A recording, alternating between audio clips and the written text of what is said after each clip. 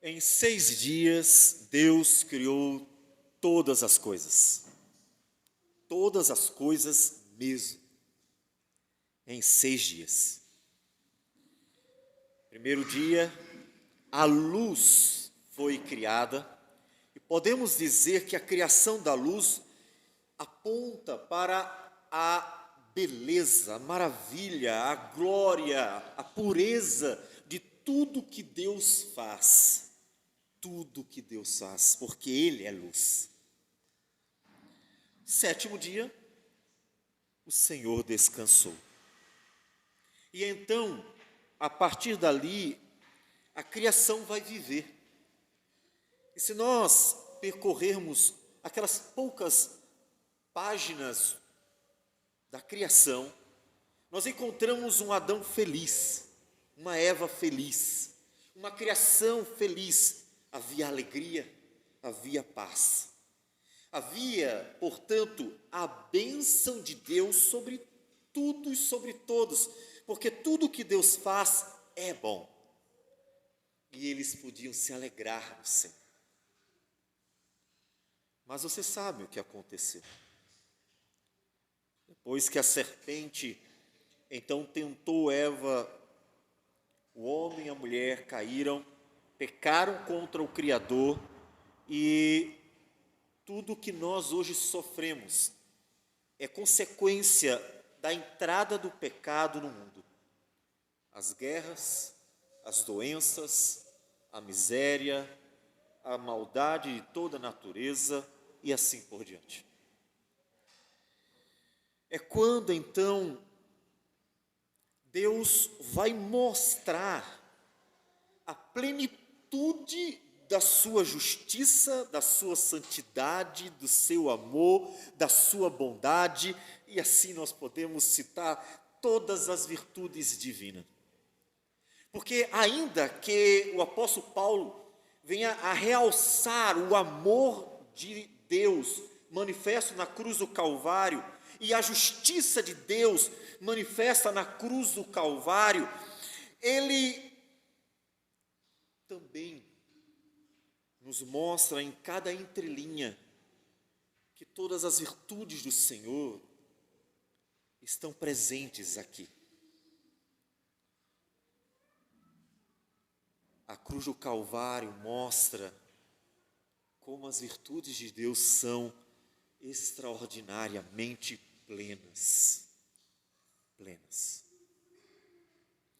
Mas Deus esperou, e observe a paciência, porque da criação do homem e queda, aquele momento que no mínimo ocorreu 4.000 anos antes de Cristo, é a data mais jovem que se dá, pode ser mais. Aquele momento até Cristo durou pelo menos 4.000 anos. Que paciência!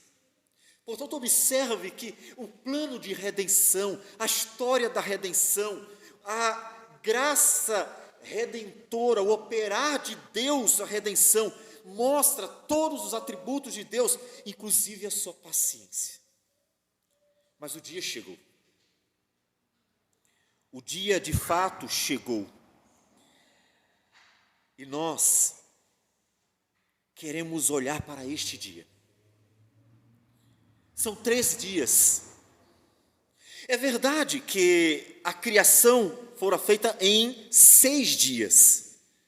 E podemos dizer que a última semana do Senhor Jesus foi a mais intensa. Mas os 3 dias aqui, o 6º dia, quando ele termina a sua obra, em que ele vai dizer: está consumado. Aquela obra que se esperava, que é a obra do cumprimento da vontade de Deus, que é a obra do cumprimento de toda a justiça divina, que é a obra do cumprimento de toda profecia, em que Jesus disse: está consumado, está cumprido, tudo foi realizado no 6º dia.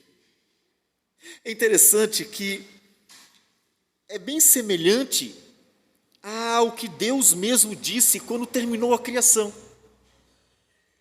Quando Deus terminou a criação, no capítulo 2 diz: assim, pois, foram acabados os céus e a terra, e todo o seu exército. E havendo Deus terminado, no dia 7º, a sua obra que fizera, descansou. Se olhar para o grego, a palavra tem a mesma raiz. Quando Jesus disse está consumado, é como se ele tivesse dito a mesma coisa que Deus disse, está acabado. Quando Deus criou tudo e olhou para tudo que ele fez e disse, eis que é muito bom. A obra estava completa, a criação estava completa.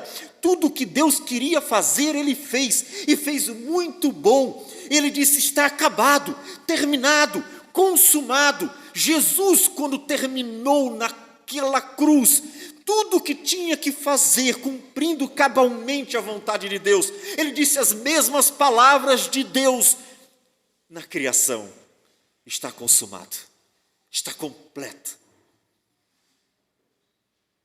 E então descansou. Percebem o paralelo, criação e redenção? Ele descansou no dia seguinte, como Deus descansou de suas obras. Ele descansou no sábado. Só que não acaba ali. E nós vamos exatamente para esse último dia, que na verdade é o primeiro dia de uma nova criação. Não é por acaso, não foi por acaso não que Jesus ressuscitou no primeiro dia, anunciando uma nova criação, anunciando que tudo se fez novo, anunciando que agora, tendo a obra da redenção sido completada no 6º dia, e tendo descansado no 7º, uma nova criação se faz.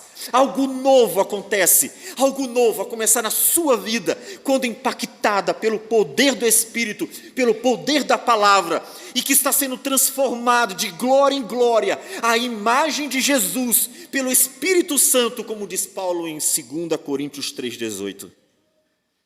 Algo novo se fez, uma nova criação teve início. Agora, uma nova criação restaurada. E tudo isso porque ele não só morreu, mas ele também ressuscitou. E nós vamos então para o nosso texto. O nosso texto é o capítulo 20 de João. E eu vou ler os versículos que são os versículos que eu quero me prender. Não são muitos. São os versículos 19 a 22, são os versículos que nós vamos realmente trabalhar agora. João 20, de 19 a 22.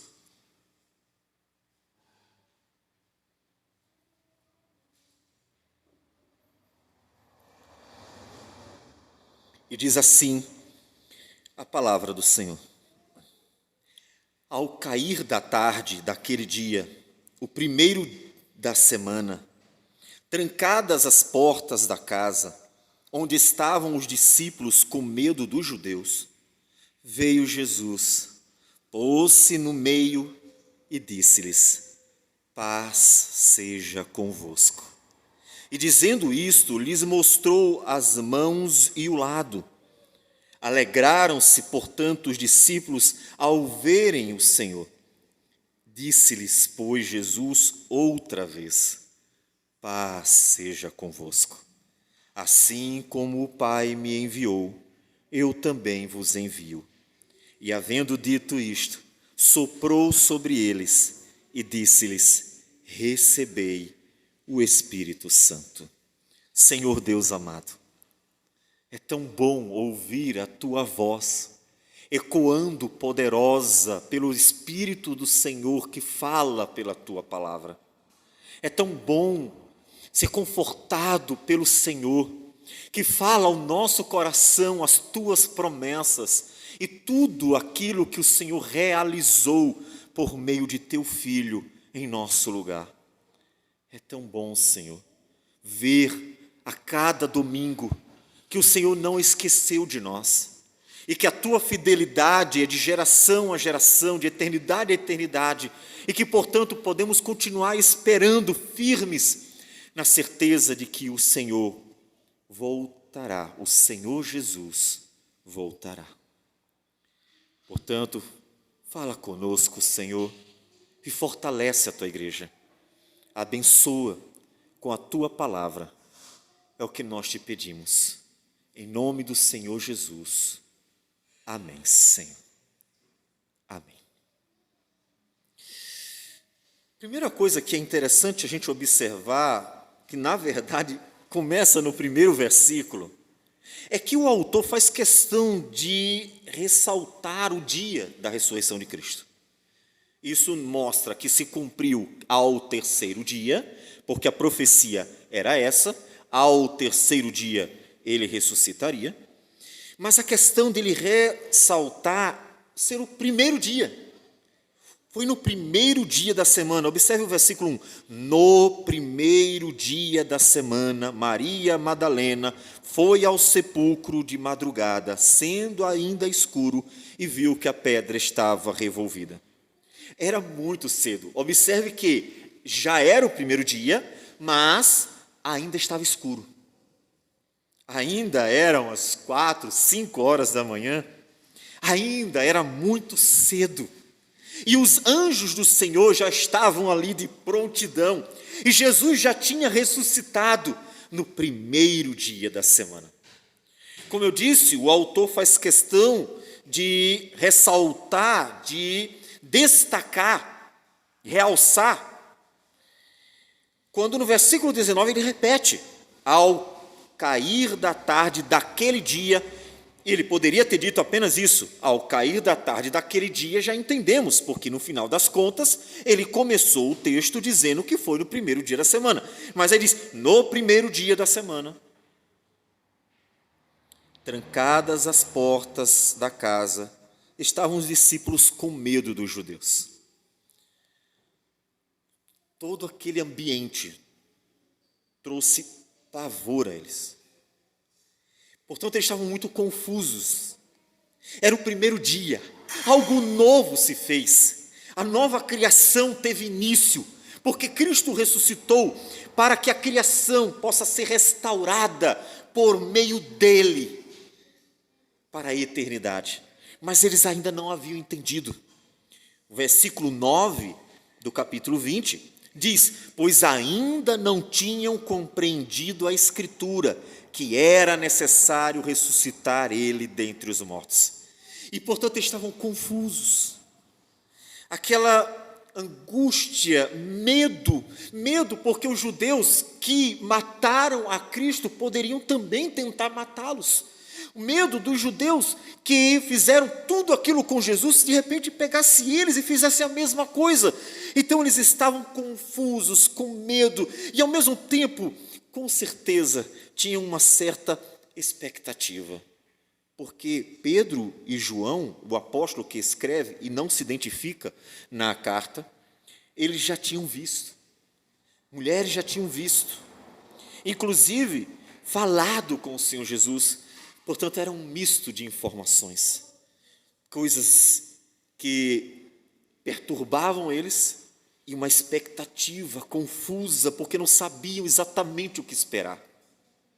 E eles estavam escondidos, trancadas as portas, medo de que alguém encontrasse eles. Mas não era mais para ter medo. Algo novo aconteceu. Aquele é o primeiro dia de algo novo. O interessante é que esse algo novo daquele dia, que deve desfazer o medo deles, não significava o fim de qualquer tribulação, luta da vida, porque ainda não era o tempo da restauração plena, mas era o momento de pôr fim ao medo deste mundo. Tanto que em Atos capítulo 4, quando a igreja está sendo perseguida, a reação dela é a reação de uma igreja que tem a certeza que o Senhor, Ele está presente, e ela ora, Senhor, opera no meio do teu povo. E então eles clamam: dá-nos coragem. A coragem para continuar, a coragem para seguir em frente, a coragem para continuar pregando o Evangelho. Porque algo novo aconteceu no coração deles.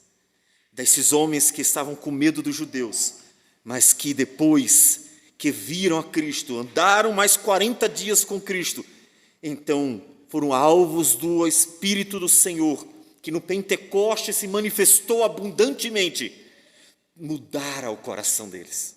Algo novo aconteceu neles. É o primeiro dia, algo novo mudou a vida deles. Eu quero já trazer a aplicação. Esse primeiro dia foi há 2000 anos atrás. Há 2000 anos atrás, o Senhor Jesus ressuscitou, dando início à recriação. Mas no momento que você se converte ao Senhor, podemos dizer que o seu primeiro dia, você é alvo daquilo que está acontecendo no mundo inteiro. Quando Jesus ressuscita, então o mundo inteiro começa a ser alvo do operar do Senhor, e vidas estão sendo convertidas, e vidas estão sendo transformadas, e algo está acontecendo, e isso aconteceu com você que hoje está aqui, porque de fato o Espírito de Deus operou no seu coração pela palavra. A nova criação alcançou você, a nova criação alcançou a sua vida, e portanto algo novo está acontecendo em você, algo novo, coisas estão mudando. Mas observe que assim como não aconteceu no primeiro dia lá, mas esperamos a volta do Senhor Jesus, assim a sua vida também não mudou de uma hora para outra, mas pela graça de Deus está sendo alvo do operar do Senhor, está sendo alvo do transformar do Senhor. E podemos dizer que como em 6 dias Ele criou tudo, também durante o tempo de seu viver, Deus está transformando a sua vida. Algo novo está acontecendo. E você tem que observar, isso é importante. E isso, inclusive, é motivador. Olhar para o seu passado e dizer assim: eu já não sou mais o mesmo, porque Cristo está operando em mim. Eu ainda não sou quem eu deveria ser, mas também eu não sou quem eu antes era. Algo novo se fez e, portanto, há uma nova vida que olha para o futuro com a esperança de um dia ser completamente transformada. Como disse o apóstolo Paulo em 1 Coríntios 15, incorruptível, pois o pecado será tirado de nós, para nunca mais pecarmos contra o Senhor. E ao mesmo tempo em que ela olha para o futuro com essa esperança, ela olha para o passado e então vê a realidade do que Deus já fez na sua vida. Quando você achar que você não avançou, olhe para trás e verá as muitas pegadas de quem caminhou uma longa jornada pela graça de Deus até aqui. Por quê? Porque o Senhor Jesus está fazendo tudo novo. Até que, como diz em Apocalipse 21, se veja o novo céu e a nova terra. Então, o Senhor Jesus se coloca no meio deles. Por 2 vezes, e não é por acaso, o autor, ele faz questão de dizer, as portas estavam trancadas. Nesse primeiro momento, observe que você também percebe que pelo medo, mas não é só para dizer o quanto eles estavam com medo. As portas estavam trancadas, indicando, e o autor vai destacar isso propositadamente, para mostrar que Jesus não entrou pela porta. Ele não entrou como um de nós entraria. Ele não foi lá e bateu na porta e entrou pela porta. Ele simplesmente apareceu. Porque agora o seu corpo é um corpo ressurreto, glorificado. Ele aparece e nós encontramos um pouco mais abaixo isso acontecendo outra vez. Quando, no versículo 26 diz, passados 8 dias, Estavam outra vez ali reunidos os seus discípulos e Tomé com eles. Ou seja, de novo, primeiro dia da semana, destacado, portanto, aqui 3 vezes. 3 vezes se faz o destaque que o primeiro dia da semana foi o dia da manifestação do Cristo ressurreto. Quando Maria Madalena viu que o túmulo estava vazio, quando Jesus apareceu naquele mesmo dia no final para os seus discípulos, e depois, mais de uma semana que se passou, mais uma vez o Senhor Jesus aparece para eles no primeiro dia da semana. E diz o texto que estando as portas trancadas, ou seja, ele não entrou como qualquer outro entraria, estando as portas trancadas, veio Jesus, pôs-se no meio e disse-lhes: paz seja convosco. Algo novo estava acontecendo. Algo novo. Paz seja convosco. Outra vez, uma ênfase. Por 3 vezes, Jesus diz, versículo 19, paz seja convosco. Versículo 21, paz seja convosco. Versículo 26, paz seja convosco. A paz do Senhor de fato chegara. Aquela paz que os anjos anunciaram quando estavam proclamando o nascimento de Jesus lá para os pastores. E então diz o texto em Lucas capítulo 2, versículo 13, e subitamente apareceu com o anjo uma multidão da milícia celestial, louvando a Deus e dizendo: glória a Deus nas maiores alturas e paz na terra entre os homens a quem Ele quer bem. A paz foi alcançada. A paz que o apóstolo Paulo em Romanos capítulo 5, versículo 1 dirá: justificados, pois, mediante a fé, temos paz com Deus, por meio de nosso Senhor Jesus Cristo. Paz que os apóstolos repetem frequentemente, de forma que todas as cartas anunciam para os destinatários: a paz do Senhor, a graça do Senhor seja convosco. Porque vivemos num mundo conturbado, você sabe disso. Mas ao ressuscitar, Jesus traz de volta a paz com Deus, a paz para a criação. Ele traz de volta aquilo que o pecado destruiu. O pecado destruiu a paz com Deus. O pecado faz com que o homem tenha medo de Deus. O pecado faz com que o homem ele queira fugir de Deus. Adão se escondeu de Deus quando percebeu que estava nu, porque eles então perceberam que haviam transgredido seriamente a lei do Senhor. Então o homem tem medo, o homem foge, o homem corre. A conturbação, perturbação, confusão. Jesus ressuscita trazendo uma nova época. E nela, ele proclama a paz do Senhor. Sabe, quando a Escritura nos diz para nos saudarmos com a paz do Senhor, não é só um tudo bem, não é esse sentido, não é um cumprimento, não é um bom dia, boa tarde, boa noite, não é apenas um cumprimento. A paz do Senhor, ela de fato é a dádiva da paz de Deus entre nós. Quando os apóstolos dizem a graça do Senhor Jesus, a paz de Deus, quando nós abençoamos a igreja dessa forma, é a paz mesmo. É a paz de Deus que por meio da obra de Cristo, então, veio para nós e por sua ressurreição nos foi dada. Então deixa eu perguntar para você, deixa eu aplicar outra vez, você está em paz? Queira. Eu sei que às vezes é difícil, sim. Às vezes o mundo ao nosso derredor tira a nossa paz.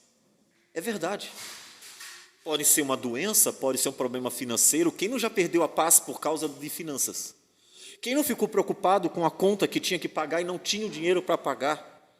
Quem não ficou preocupado com problemas, sejam eles quais forem? Portanto, o mundo debaixo do pecado, ele é um mundo sem paz, é um mundo perturbado, e é um mundo que perturba também. Mas a paz de Deus é uma realidade, e ela não é uma realidade futura. Quando Jesus voltar, eu terei paz. Não é isso que Jesus está dizendo. Jesus está anunciando que a paz de Deus chegou. Quando o apóstolo Paulo, como nós já lemos em Romanos 5, anuncia a paz, ele diz: a paz de Deus já chegou. Quando a saudação em todas as cartas aparece, proclamando a paz do Senhor para os irmãos, a paz já chegou.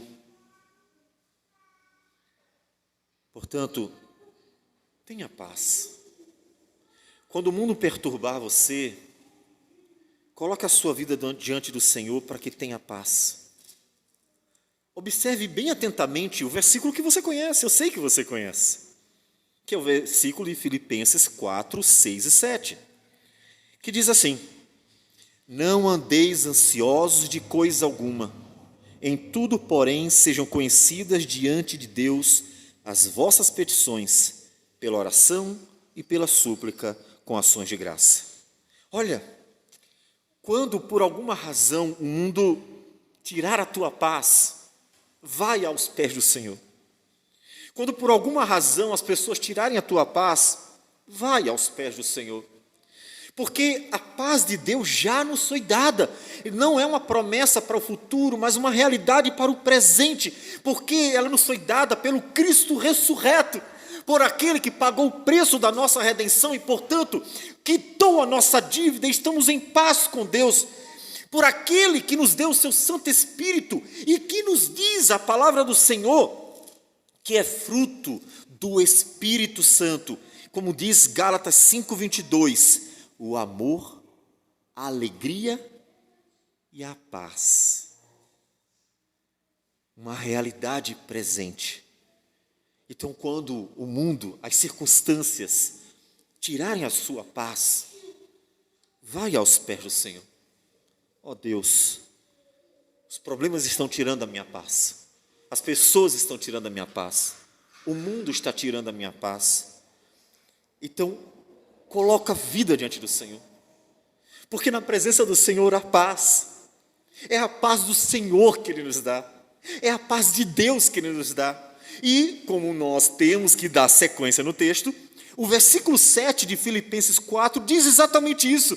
Quando você for à presença de Deus, quando você colocar a sua vida diante do Senhor, quando você então buscar o Senhor nesses momentos em que a paz está sendo tirada de você, Ele diz: a paz de Deus, que excede todo o entendimento, guardará o vosso coração e a vossa mente em Cristo Jesus. O interessante desse texto é que ele não diz: ore ao Senhor, Deus vai solucionar o teu problema e então você vai ter paz. Essa é uma ordem que a gente julga ser a ordem natural das coisas. Eu perdi a paz por causa de um problema, eu orei ao Senhor e coloquei meu problema, Deus ouviu a minha oração, solucionou o meu problema, logo a paz que eu tinha antes foi recuperada. Mas não é isso que o texto está dizendo. O texto está dizendo que o fato de você estar na presença do Senhor fará com que a paz do Senhor guarde o seu coração, com ou sem solução. Há 3 personagens que nós já mencionamos quando fizemos a exposição do livro, que são Sadraque, Mesaque e Abednego, que eles mostram uma paz tremenda quando eles estavam prestes a ser lançados na fornalha. E diz o texto, no livro do profeta Daniel, capítulo 3, que quando ameaçados por Nabucodonosor, que queria tirar a paz deles, eles estavam bem, eles estavam tranquilos, eles estavam em paz. homens temente a Deus, homens que andavam com Deus, homens que glorificavam a Deus, eles estavam em paz. E então Nabucodonosor aparece para tirar a paz deles, e então ameaça eles: olha, vai tocar agora a trombeta, se vocês não se curvarem diante dos meus deuses, vou lançar vocês na fornalha ardente. Eles estão em paz e continuam em paz. E a resposta deles é: ó Nabucodonosor, quanto a isto, não necessitamos de te responder. Se o nosso Deus a quem servimos quer livrar-nos, ele nos livrará da fornalha de fogo ardente e das tuas mãos, ó rei. Se não, fica sabendo, ó rei, que não serviremos a teus deuses, nem adoraremos a imagem de ouro que levantaste. Com ou sem a solução do problema, a paz de Deus guardou o coração deles. E na serenidade, eles simplesmente permanecem diante do imperador. A paz de Deus é uma realidade presente. Procure a paz. Alguma coisa está tirando ou tirou a sua paz? Procure a paz no Senhor. Coloque a sua vida diante do Senhor. Queira a paz. Senhor, dá-me paz, porque na tua presença eu tenho paz. A paz do Senhor é real. Lembre-se, é a nossa paz com Deus, porque fomos justificados. É a nossa paz dentro de nós mesmos, no coração, pela esperança que temos, pela certeza que temos do próprio amor de Deus e das promessas que se cumprirão. E é também a paz do Senhor que Ele concede a um povo que é abençoado por ser a família de Deus. Paz. Fique em paz. Então, coloque a sua vida aos pés do Senhor. Se você está esperando ficar em paz, solucionando os problemas, você está procurando a paz no lugar errado. A solução dos problemas não trarão necessariamente paz ao seu coração. Não trará necessariamente a paz ao seu coração. Mas, com solução ou sem, a presença de Deus fará com que você possa repousar, porque você repousa nos braços do Senhor. Porque você descansa nos braços do Senhor e sabe que o Senhor é refúgio e fortaleza, socorro bem presente na angústia e tribulação, e sabe que o Senhor é fiel e independente de nossas falhas e defeitos, Ele não nos abandonará, Ele continuará conosco até o fim. Então todas essas promessas de Deus trarão paz ao seu coração, para que você continue firme até o último dia. Paz. A paz que Jesus conquistou por sua cruz. Versículo 20. Ele diz: e dizendo isto, lhes mostrou as mãos e o lado. Ao fazer isso, ele está dizendo assim: eu não sou espírito. Isso é importantíssimo na história, principalmente inicial, na história do cristianismo, essa confirmação das marcas da crucificação presentes em Jesus ressurreto, significa ele ressuscitou em carne. Não é um espírito, não é uma alma, é alguém de carne e osso, apesar de ser o corpo ressurreto, glorificado, mas é de carne e osso. De fato ele está ali, ele mostra as marcas que para sempre estarão nele. Interessante que Jesus não está muito preocupado com a estética nesse caso, porque as marcas do Senhor estarão para sempre em suas mãos, estarão para sempre, porque as marcas mostram a sua vitória sobre o pecado na cruz do Calvário. Veremos o Cristo ressurreto marcado com o corpo glorificado, marcado, mostrando que ele de fato esteve na cruz, como diz Apocalipse, um cordeiro como tendo sido morto, ou seja, ele tem as marcas de sua morte e para sempre. Jesus não se envergonha da sua morte, isso significa que ele não se envergonha de ter morrido por nós, ele não se envergonha de ter pago o nosso preço e continua com as marcas para sempre.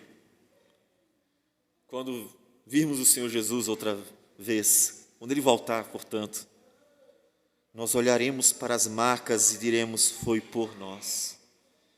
Ali está a vitória do Senhor sobre os nossos pecados, a vitória de Cristo sobre Satanás, porque Ele venceu a serpente, pisou a cabeça da serpente, vencendo aquele que era o nosso acusador e que de dia e de noite nos acusava, e que então foi calado, foi silenciado, porque o preço da nossa redenção foi pago.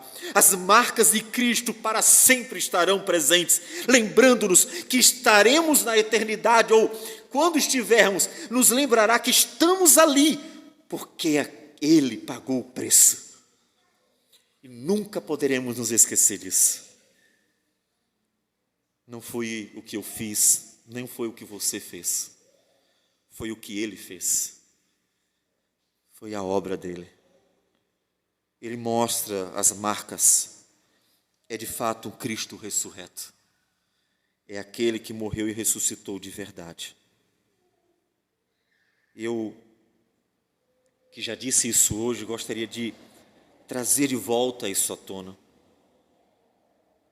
Quando nós olhamos para as marcas do Senhor Jesus, as marcas de sua crucificação, que nos mostra o tamanho da dor, do sofrimento, e tudo isso não por si mesmo, mas por nós, isso deve constranger a gente.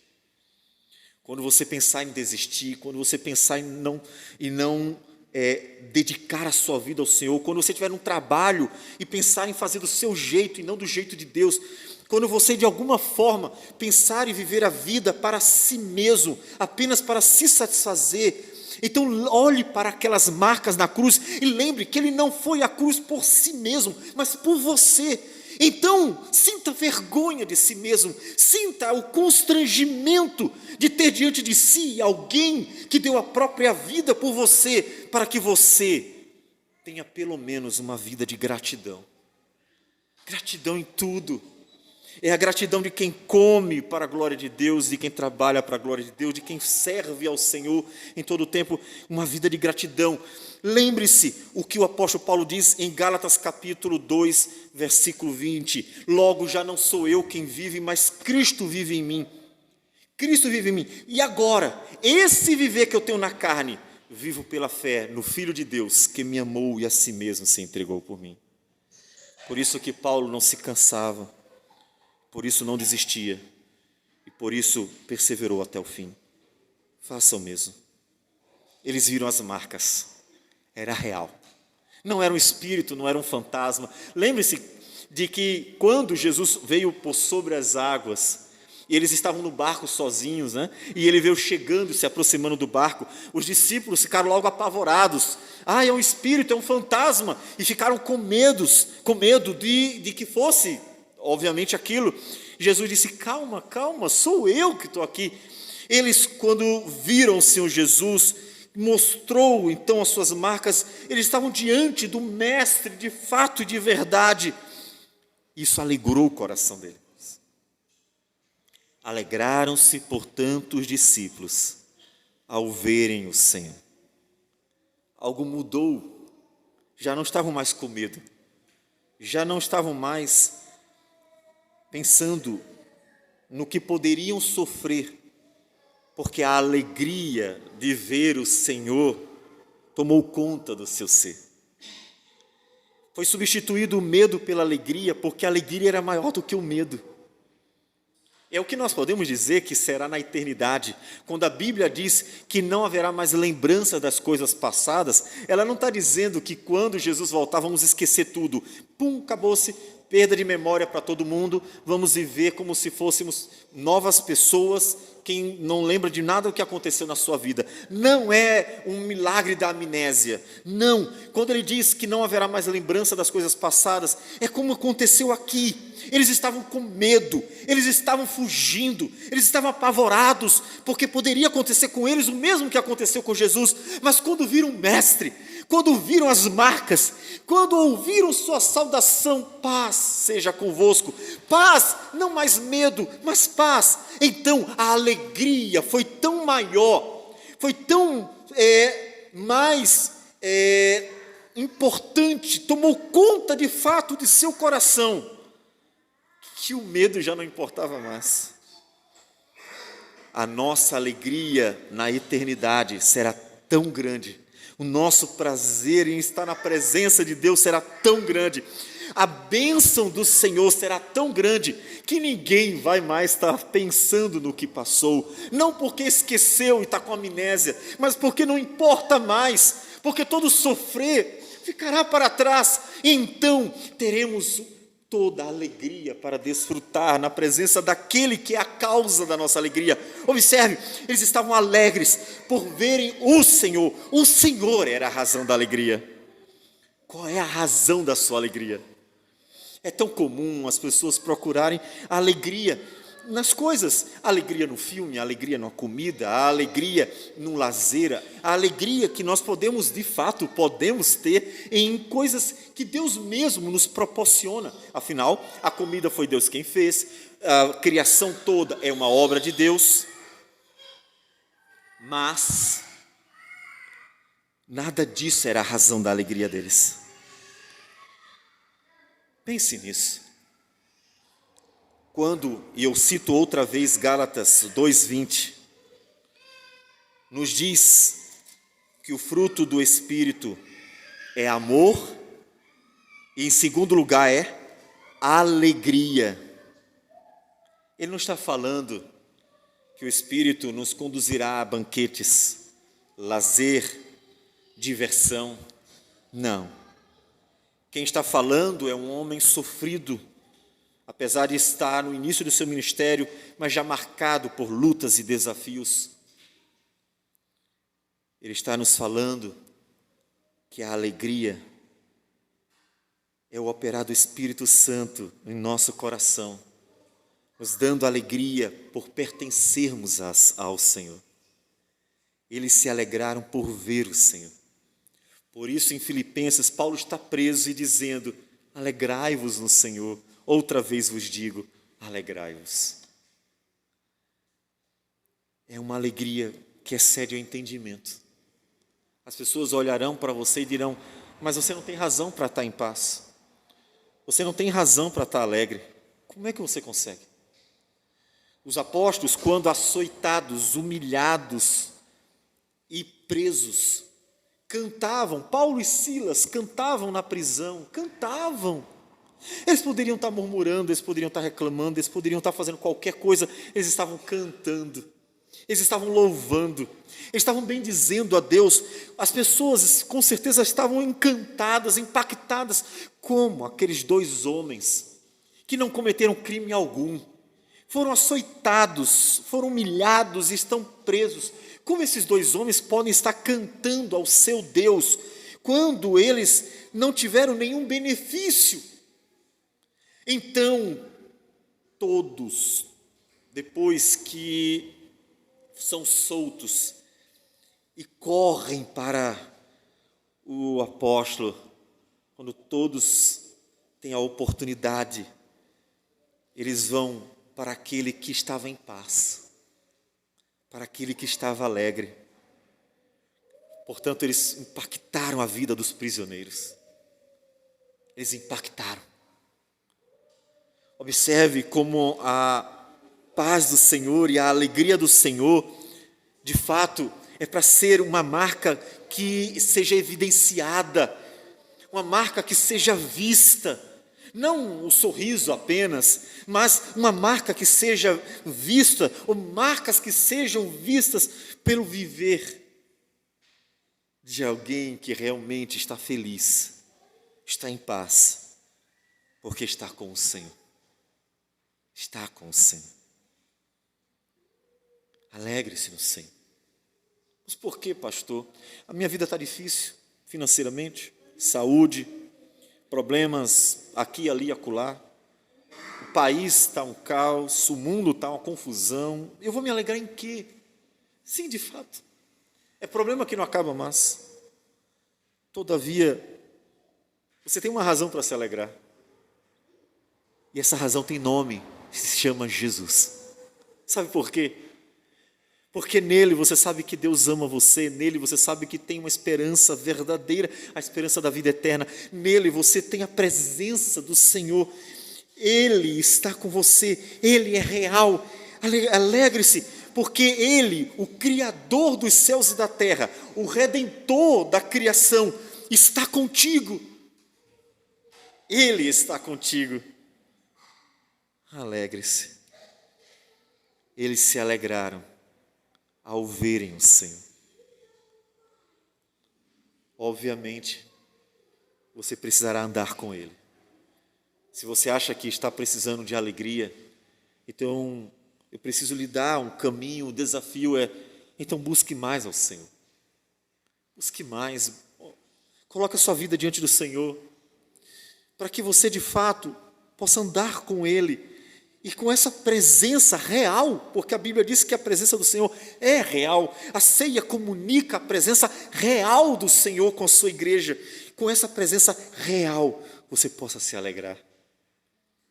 Quando os discípulos, repetindo o texto de Atos capítulo 4, oraram ao Senhor, pediram coragem para continuar firmes, mesmo frente a todas as ameaças, diz o texto que, então, quando eles oraram, tremeu o lugar onde estavam reunidos. Todos ficaram cheios do Espírito Santo e com intrepidez anunciavam a palavra de Deus. Ou seja, o Espírito de Deus estava presente, Deus estava com a igreja, a obra estava sendo feita na vida deles, era real, a paz do Senhor era real, a alegria do Senhor era real. Então, eles estavam desfrutando realmente disso.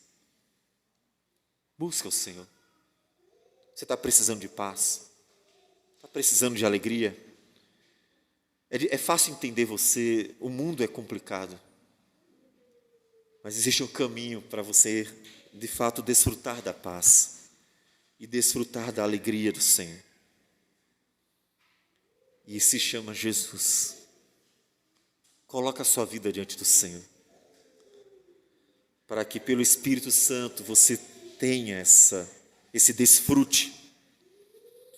E então no versículo 21 ele repete: a paz não era apenas a ausência do medo dos judeus. Olha, não fiquem com medo dos judeus, eu estou aqui para proteger vocês. Não era só isso. O que Jesus estava proclamando era a paz de Deus. A paz que é a certeza de que ninguém mais pode nos acusar de nossos pecados, porque Ele nos justificou. É a paz que é a certeza que agora não preciso ter medo do inferno, porque ando com o Senhor, e então tenho a esperança da vida eterna. É a paz do Senhor, a paz de Deus, é real. Ele repete: paz seja convosco. E então, envia eles. Eles acabaram de ver Jesus. Observe que a missão, ela está presente na igreja o tempo inteiro. A missão não é, olha, quando a gente se organizar, não. A missão de testemunhar a ressurreição de Cristo, a morte e ressurreição, a missão de anunciar para as pessoas a morte e a ressurreição, é desde o início. Jesus acabou de aparecer, não deu nem sequer um descansozinho para eles. Não, ele já disse: vocês são enviados como eu fui enviado. Eu vos envio. E já anunciou a missão. Ou seja, no primeiro dia em que você realmente conheceu a Cristo, foi alcançado pelo Espírito Santo e pela palavra, e se converteu então ao Senhor Jesus, naquele dia Deus já disse para você: agora vá e testemunhe para as pessoas o que eu fiz por você. Como eu fui misericordioso com você, que é tão pecador, que viveu tão rebeldemente todos os seus dias. Vá e mostre para as pessoas a minha graça, a minha misericórdia, o meu amor, a minha benevolência e assim toda a bondade do Senhor. Vá. Se você tem dúvida em algum momento da sua vida, quando deveria começar a testemunhar Cristo Jesus, é só observar no primeiro dia. No primeiro dia, você já começa a testemunhar Cristo Jesus, aquele que morreu e ressuscitou. E então, por fim, o versículo 22 volta nossos olhos de novo para Gênesis. Observe o versículo 22. E havendo dito isto, soprou sobre eles e disse-lhes: recebei o Espírito Santo. Eles não receberam o Espírito Santo aqui. Observe que não houve manifestação nenhuma, não aconteceu nenhum sinal. E em Atos dos Apóstolos, a manifestação do Espírito tem uma evidência externa, visível. O Espírito Santo se manifestou como línguas de fogo, 2 vezes inclusive, tanto no Pentecoste, com os judeus, quanto quando o apóstolo Pedro vai evangelizar, vai pregar o evangelho a Cornélio, e todos também têm a manifestação do Espírito Santo, à semelhança do Pentecostes. Por quê? Porque eram todos gentios. E naquele momento, Deus confirma que assim como os judeus receberam a misericórdia, a graça, o perdão para a vida eterna, também os gentios estavam recebendo. E por isso que a manifestação foi igual, para não haver dúvida nenhuma de que Deus estava recebendo tanto os judeus quanto os gentios para a vida eterna, para a salvação. Aqui não acontece nada, absolutamente nada. Mas Jesus, ao soprar sobre eles, ele nos mostra que a criação nova realmente começou. Realmente começou. Quando Deus criou Adão, diz o texto de Gênesis 2, versículo 7. Então formou o Senhor Deus ao homem do pó da terra e lhe soprou nas narinas o fôlego de vida, e o homem passou a ser alma vivente. Agora, Jesus, no primeiro dia da nova criação, assopra sobre eles dizendo: receba o Espírito Santo. Ou seja, algo novo está acontecendo. A nova criação se dá. Algo novo começou. Que o profeta Ezequiel anunciou. O dia em que ele daria um coração novo e um espírito novo e colocaria dentro do homem o seu espírito. Ezequiel 36. Portanto, Jesus anuncia que um novo homem se fez, uma nova criação. Você é novo, meu irmão, algo novo aconteceu. Efésios capítulo 4, versículo 24, diz: e vos revistais do novo homem, o novo homem em que o Espírito é soprado. Jesus soprou uma nova criatura, não mais um homem apenas de carne e osso, mas um homem movido pelo Espírito de Deus, porque o Espírito é soprado sobre o homem, uma nova criação, o homem revestido do Espírito do Senhor. E vos revistais do novo homem, criado segundo Deus, em justiça e retidão, procedente da verdade. Veja, criado, ou como se Deus tivesse feito de novo, criado segundo Deus, em justiça e retidão, procedente da verdade. Jesus nos criou novamente. Por isso ele disse que era preciso nascer de novo. Você crê no Senhor Jesus? Uma nova criação se deu. Então, viva a nova criação. Viva o novo. Quando você sair para casa agora, lembra que algo novo aconteceu. É algo novo. Não é mais o velho homem, a velha mulher. É um novo homem que fora feito por Cristo Jesus, que no primeiro dia deu início à recriação de tudo. Vai para casa como um novo homem. Quando for para o trabalho amanhã, vai para o trabalho como um novo homem, uma nova mulher. Viva o novo. Aquilo que Deus começou a fazer em você. E se você em algum momento percebeu que apesar de algo novo ter sido feito, você ainda tem que lutar contra o velho homem, então coloca diante do Senhor a sua vida. Deus, o Senhor que nos fez novas criaturas, me ajude a viver o novo, porque Ele é o autor disso. Ele é o autor do novo. Ele não nos entregou uma responsabilidade unicamente. Vó, vai agora e te vira, resolve seu problema, faz do teu jeito, se esforça. Ele nos capacita, Ele nos recria. Ele diz: esta obra é minha, eu estou fazendo em vocês algo novo, eu estou transformando a vida de vocês, eu estou fazendo uma nova vida, para que vocês vivam eternamente comigo. Você quer viver eternamente com o Senhor? Então isso começa hoje, com a recriação das nossas vidas.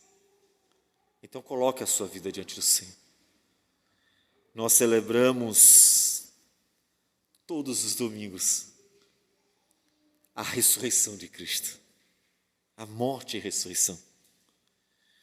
E quando nós fazemos isso, nós renovamos as nossas forças, lembrando-nos de tudo aquilo que Ele nos falou, para que continuemos firmes nele, na certeza de que aquele que começou a boa obra em nós há de completar.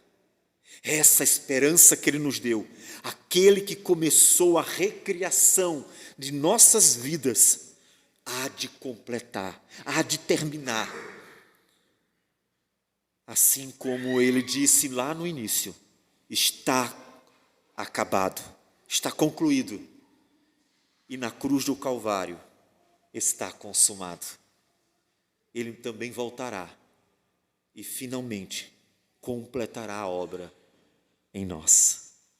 E viveremos plenamente felizes com o Senhor.